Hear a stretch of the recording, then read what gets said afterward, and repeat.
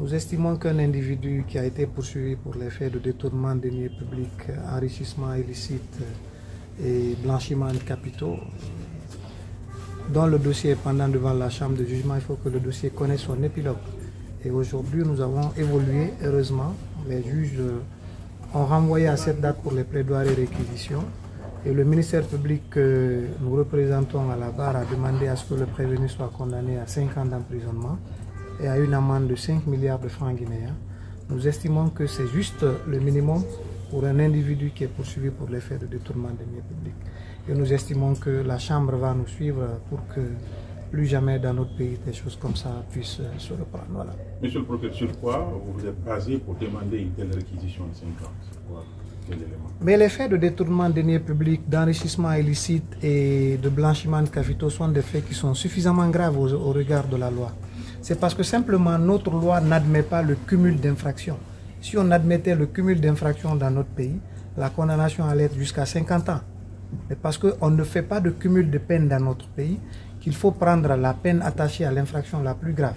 C'est pourquoi nous avons pris 5 ans, que nous estimons être vraiment à la hauteur des faits qui ont été poursuivis par notre parquet. Voilà. Est-ce que aussi le fait qu'il n'ait pas accepté de venir se présenter à la barre a joué sur quelque chose? Oh non, non, nous estimons que c'est son droit de ne pas se faire juger, de ne pas venir à l'audience pour son jugement, c'est son droit. Peut-être c'est ce moyen de défense qu'il a choisi. Et la loi permet de juger un individu même s'il n'est pas présent.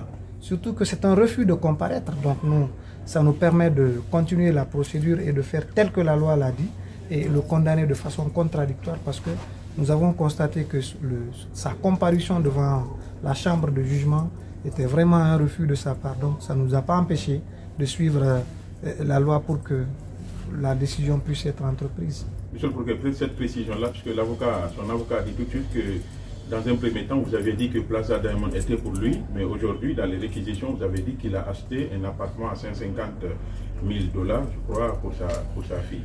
Et donc, sa défense estime que vous avez changé de fusil d'épaule. Non, ça change pas. Ça n'engage que eux. Nous, on n'a pas changé de fusil d'épaule. Toujours est-il que nous sommes focus dans nos réquisitions. Tout ce que nous avons développé dans nos réquisitions, ce sont des éléments que nous avons tirés du dossier.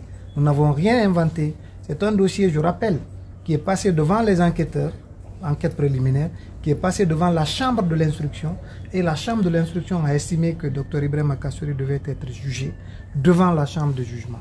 Et c'est tous les éléments que nous avons développés à l'audience sont tirés du dossier que nous avons reçu de la chambre de l'instruction. Merci, merci.